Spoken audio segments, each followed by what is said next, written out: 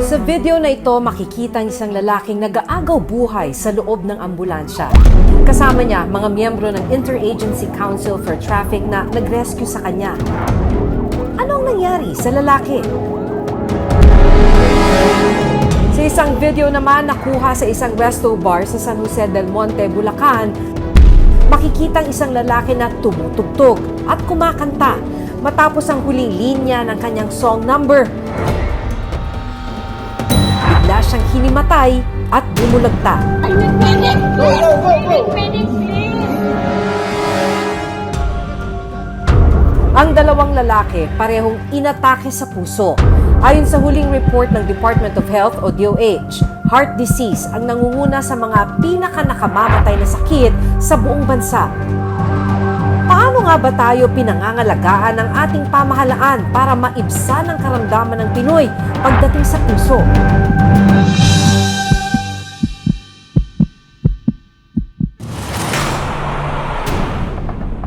Sa videong ito nakuha sa Candaba, Pampanga. Kitang-kita ang rumaragasang baha habang dumadaan sa mga bahay at kalsada. Ayan po, di na po makita ang tulay. Sa isa pang video, abot hanggang dibdib na ang tubig sa Hagonoy, Bulacan. Guys, napunta po ako ngayon sa loob ng bahay namin. Ang isa pang barangay sa Kalumpit, bubong ng mga bahay na lang ang makikita. Po ang daan kapag pupunta sa bayan. Dati dito, ano naman sa nakakarsada, kaya puro pakata gamit. Lubog na po ngayon. Lubog na. Ang mga sasakyan, nalubog din sa tubig. Isa sa matinding tinamaan ng ilang araw na pag-uulan itong North Luzon Expressway. Nagbaha yung isang bahagi nito, partikular itong sa may Tulaok Bridge sa San Simon, Pampanga. Kaya ito ang resulta, napakatindi ng traffic. Yung biyahe na dati napakabilis lang, ngayon maabot ng 2-3 oras. Bakit nga ba ganito kalala ang mga naging pagbaha sa mga lugar na ito? At ano ang plano ng pamahalaan para masolusyonan ang problemang ito?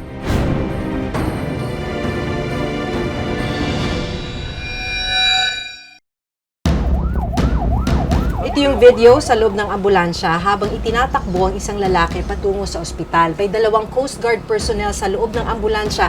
Yung isa sa kanila, kalong-kalong ang isang nag-aagaw buhay.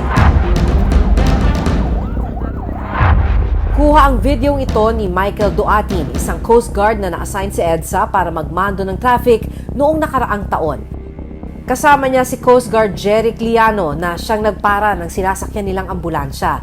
Tulong-tulong sila sa pagsagip sa isang lalaking nag-aagaw buhay. Ano ang kwento sa likod ng video? Nahanap namin sina Duatin at Liano sa kahabaan ng EDSA kung saan nila tinulungan ang lalaki sa video.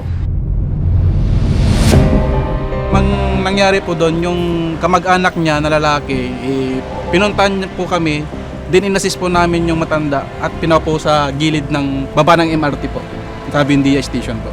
Yung matanda is nahihirapan huminga tapos nangingi siya ng tulong kung pwede bigyan namin ng first aid o magtawag po kami ng ambulansya. Hinala nila na pagod ng husto ang lalaki matapos akyatin ang mataas na footbridge sa Buendia. Doon po siya galing, ma'am, sa may kabila. Galing po siya doon, pakyat dyan hanggang papunta dito, tapos pababa dito, ma'am. O baka na heart stroke siya, ma'am. Yun yung inala namin nung una. Kasi nung pagbaba niya, pero medyo nanginginig siya, kaya pinarelax lang na po namin. Tinanong po namin kung anong nangyari. Isabi naman po ng kasama niya, medyo nanginginig lang siya, kinakabahan, tapos sumisikip yung dibdib.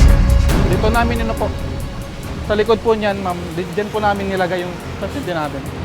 Then tinanong po namin kung anong nangyari sa kanya. Sabi niya, parang siyang nahihilo. Dito po ng banda dito, ma'am, hinaharang po ng kasamaan namin yung ambulansya. Para madala na po sa malapit na ospital. Pagdating sa isang ospital, dito nila nalamang inatake sa puso ang lalaki. Mabuti na lang daw at nadala agad sa ospital ang lalaki at naagapan ang sakit. Masaya ako kasi nabalitaan ko na may natulungan kaming tao, ma'am. Na-serve ko yung purpose ko as a member of Philippine Coast Guard. asawa ng lalaking kumakanta at tumutugtog dito sa stage ang kumukuha ng video na ito. Nakikipag-jam siya kasama niyang kanyang mga kaibigan sa isang bar sa San Jose del Monte, Bulacan. Pero habang nasa stage siya, tumutugtog at kumakanta, bigla na lang siyang bumulagta.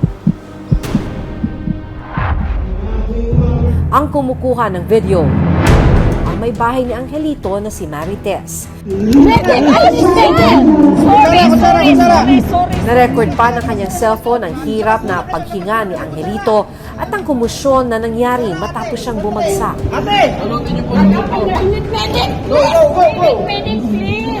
Nung una sabi ko, ano ba to, nagdrama pa? Pero sabi ko, hindi naman niya gagawin yon sa stage mismo.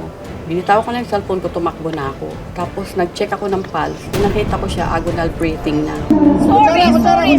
Pag agonal breathing na, automatic alam mo na yun. Cardiac arrest talaga ang isa yun sa signs. Nag-start na kaagad ako ng CPR. Habang nag-CPR ako, nag-i-scream ako na sabi ko, I need medic. I need medic! Go, go, go, go! Medic, please! Agad isinugod sa isang private hospital si Angelito. Dito na natuklasang na cardiac arrest siya. Kinailangan niyang sumailalim agad sa bypass surgery.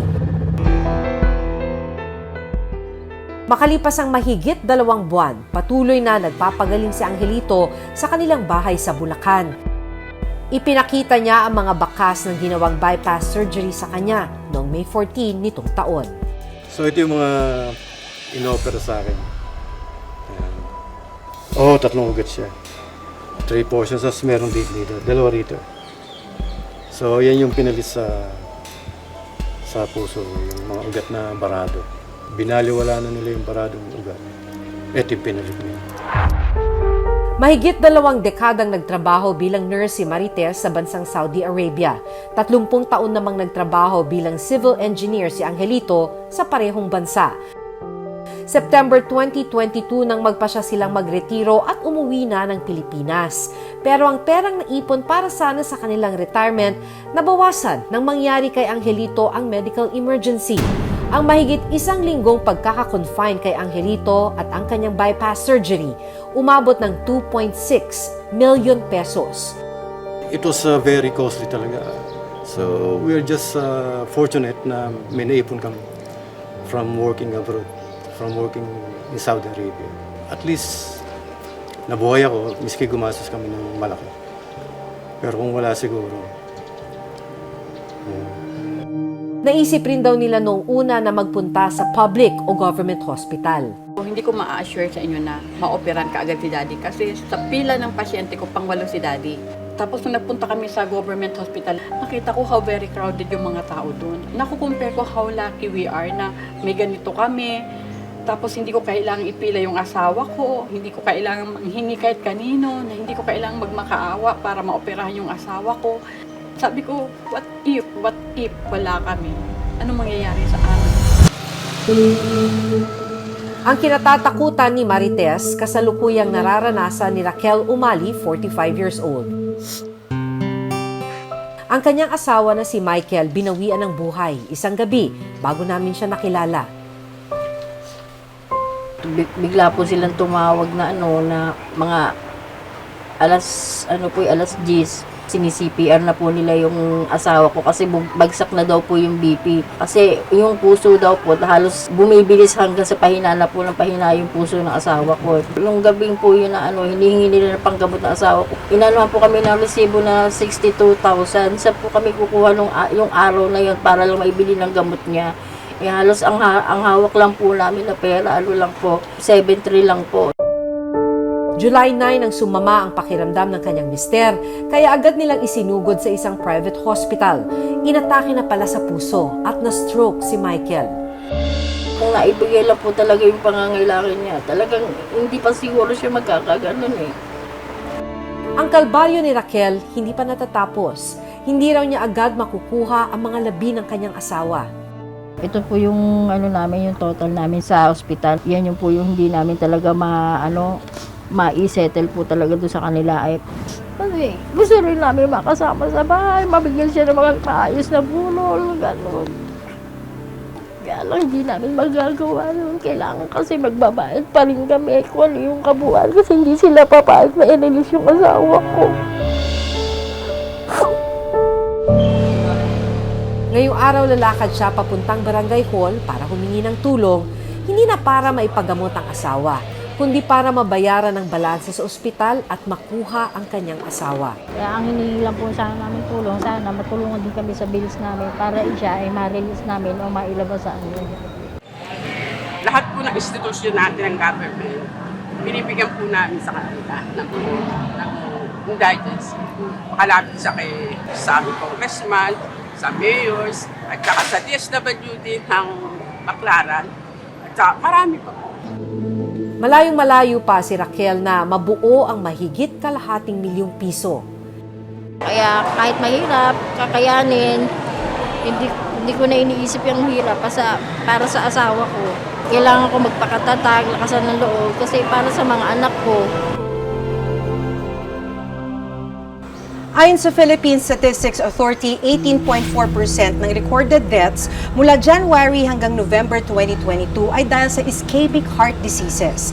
Umabot sa 103,000 ang namatay dahil sa cardiac arrest, heart attack at iba pang mga malubhang sakit sa puso. Ayon sa isang health organization, may iba't ibang rason kung bakit maraming Pilipino ang namamatay sa sakit sa puso. Ang risk factors para sa cardiovascular diseases, yung hindi healthy ang pagkain, kulang ng physical activity, smoking, pag-consume ng alcohol, nagka-cross siya sa lahat ng sektor ng society. Lalo na sa mga mahihirap na walang access sa mga masustansyang pagkain. Pati yung kakulangan ng access sa mga serbisyong medikal. Kadalasan sa mga Pilipino, kung meron silang nararamdaman, hindi mo na sila magpapagamot, di ba? Parang titiisin mo na. Higit pa rito, isang malaking pagsubok din daw ang kawalan ng abot-kayang mga gamot. Malaking tulong raw sana kung may mga libreng maintenance medicine para sa hypertension sa mga health center ng barangay o lokal na pamahalaan. Universal Healthcare Law, wala din kasing mandate na nire-require na mag-provide ang mga government health facilities ng mga gamot na ito ng libre. Ang in charge doon dapat ay ang local government units. Pero ang nagiging problem dito, syempre, ay nagiging based siya sa mga priorities ng ating mga city at municipal at provincial governments.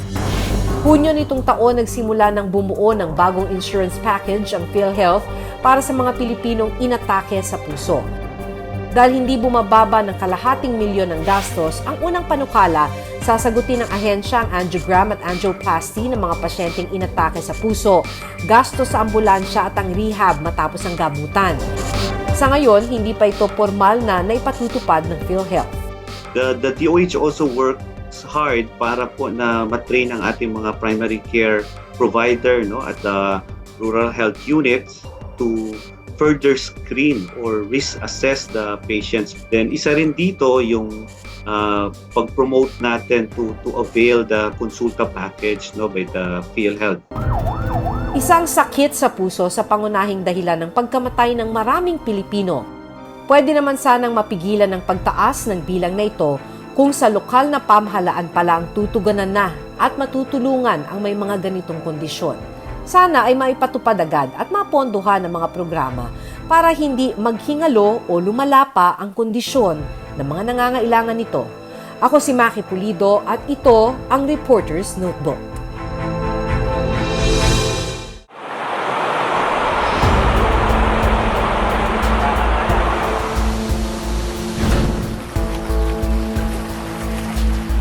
Sa drone footage na ito, mistulang karagatan ang lugar na ito sa Kalumpit, Bulacan. Ang nasa video, residential area na naapektuhan ng malawakang pagbaha. Nito lang Miyerkules, napasok ng Reporter's Notebook ang Barangay Gugo. Isa ito sa pinakalubog na barangay sa Kalumpit. Ang dinadaanan ng bangka ngayon, main road pala ng barangay. Sa videong ito, kita pa ang kalsada bago magbagyo. Pero ngayon, mistula na itong dagat. Lampas tao rin ang lalim ng baha sa parteng ito ng barangay. Kasama namin sa bangka ang barangay tanod na si Donato. Nakarsada mo. Malalim na ngayon yan. Huwag daan, papapunta sa bayan. Dati dito, noon naman sa nakakarsada, ngayon puro bangka na gamit. Kapansin-pansin din ang mga sasakyan at tricycle na lubog sa baha. Hindi raw kasi nila inasahan ang biglang pagtaas ng tubig, kaya hindi nila nailikas ang mga sasakyan. Ang simbahan at eskwelahang ito, hindi na rin nakaligtas sa baha. Ang ilang mga bahay, halos bubong na lang ang makikita.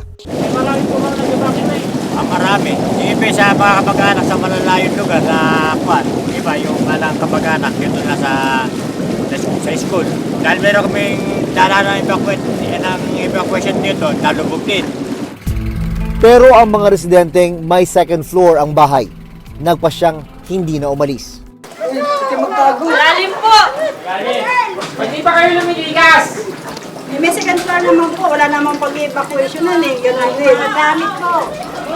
Yung mga second floor naman po, kahit na medyo sardinas na lang sa pagtulog, napapagtsagaan na rin po. Ipinakita sa amin ni Aling Cecilia de la Cruz, 50 years old, ang loob ng kanilang bahay. Ito, hirap. Hirap sa buhay, lagi nakababad pagkagising sa umaga para makapagluto. Itong part na to, ano po ito dati? Sala. Yung sala namin tsaka dining namin dito.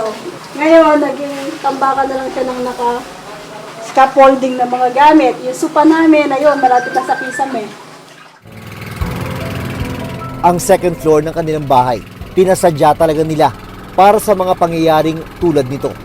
Minsan na rin daw kasi silang nalubog sa baha noong 2009. Yung undoy no na talagang lumikas kami kasi as in talagang nagpastao na sa loob ng bahay. Tsaka ngayon. Pero kung wala pa kami itaas, eh baka lumikas na rin kami. Hindi ka talaga makatulog. Kasi iniisip mo, baka bukas pagising yung tinaas mo, nakagataw na naman. Dahil ilang araw ng lubog sa baha, ang ilang kasama nila sa bahay, nagkaroon na raw ng sugat sa paa. Ayun, yung mga bangkero po namin, yung mga lalaki po talaga, kung meron po makapagbigay ng gamot sa alipunga, talaga pong, yung mga lalaki po kasi hindi pwedeng hindi lulusong eh. Ang ilang residente ng Gugo, nagpunta na sa evacuation center. Ang problema ng puntahan namin ito, lubog din ang unang palapag ng evacuation center. Ayan po, nalubog po siya. Yung nakabakwait po dyan sa ibaba, dinala namin sa school. Tapos yung iba po dito. Isa sa mga nag-evacuate dito si Mirna Cruz. 4 na araw na ako dito. Medyo po hindi okay kasi maraming mga nabasang mga gamit sa bahay namin. Mula sa second floor ng barangay, makikita pa ang bubong ng tindahan at bahay ni Mirna. Lugi na po. Pagbabaw ng tubig, wala na kaming puhunan kasi lubog na. Kanina po tanghalian namin sardinas na may sayote. At saka po galunggong na paksiw. Ngayon natira po namin hanggang kapunan pa. Ang daing ng mga apektado ng baha, wala na silang makakain at maiinom na tubig sa mga susunod na araw. Naawa ko sa kanila pero di naman po kaya ng aming budget sa barangay ang matugunan yung mga pangangailangan ng kabarangay ko. Kaya po humihingi rin kami ng tulong sa local government at saka sa provincial government. Hello po, ngayon nandito tayo sa Barangay Palapat upang ipakita po kung gaano nakalalim. Sa cellphone video na kuha ng residenteng si Hendrix Gomez sa Hagonoy, Bulacan, makikita ang hanggang dibdib na baha na pumasok na rin sa loob ng kanilang bahay. Ayan. At nilubog na rin po ang mga kabayan. Ayan po, baka rin po aming dinadaanan. Mataas po ang aming bahay na hanggang bewang. Ngayon inabot na po. Ayan. Makikita nyo po, pinasok na po ang aming bahay.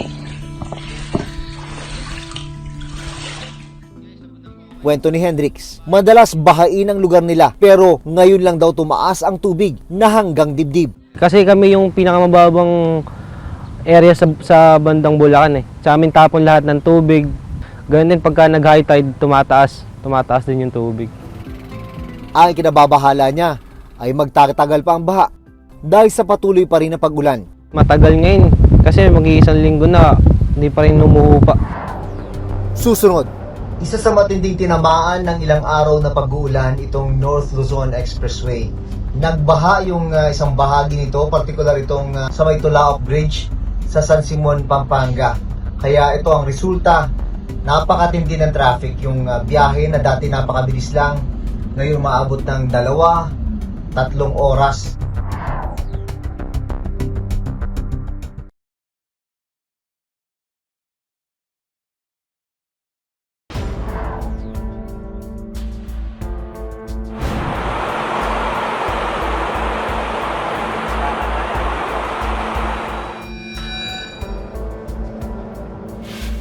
Isa sa matinding tinamaan ng ilang araw na pag-uulan itong North Luzon Expressway. Nagbaha yung isang bahagi nito, particular itong sa may Tulaok Bridge sa San Simon, Pampanga. Kaya ito ang resulta, napakatindi ng traffic. Yung biyahe na dati napakabilis lang, ngayon maabot ng 2-3 oras. Pero bukod sa pag-ulan, may isa pang itinuturong dahilan kung bakit patuloy ang paglubog ng bahaging ito ng Bulacan. Ayon sa University of the Philippines National Institute of Geological Sciences o UPNIGS, isang natural na proseso o phenomenon ang nangyayaring pagbaba ng lupa o tinatawag na land subsidence sa Hagonoy, Bulacan. Ayon sa UPNIGS, kumpara sa milimetro na natural na ibinababa ng lupa kada taon sa Metro Manila at mga karatig probinsya, nasa 2 hanggang 3 sentimetro kada taon na daw ang pagbaba ng lupa. Isa ang probinsya ng Bulacan sa mga lugar na nakitaan ng mabilis na pagbaba ng lupa. Dagdag pa rito ang pagtaas ng level ng tubig dagat o sea level rise na nangyayari sa buong mundo. Meron pa rin may mga tubig at malaki pa rin, naka-stagnant pa rin yung tubig. Hopefully, by this coming days ay wala nang ulan, wag lang babagyo para bumaba na yung tubig. Para yung ibang mga nasa evacuation center makabalik na rin. Nito lang Lunes, isinailalim sa state of calamity ang probinsya ng Bulacan dahil sa malawak na pinsala dulot ng bagyo at habagat. Ayon kay Senate Majority Floor Leader Senator Joel Villanueva, may 183 billion pesos na pondo ang Department of Public Works and Highways o DPWH para matugunan ang malaking problema ng pagbaha sa bansa. There's 183 billion pesos flood control program this year alone, and yet nothing is happening. So, aminin natin, no? Aminin natin. Palpak yung national government in addressing our flood control program.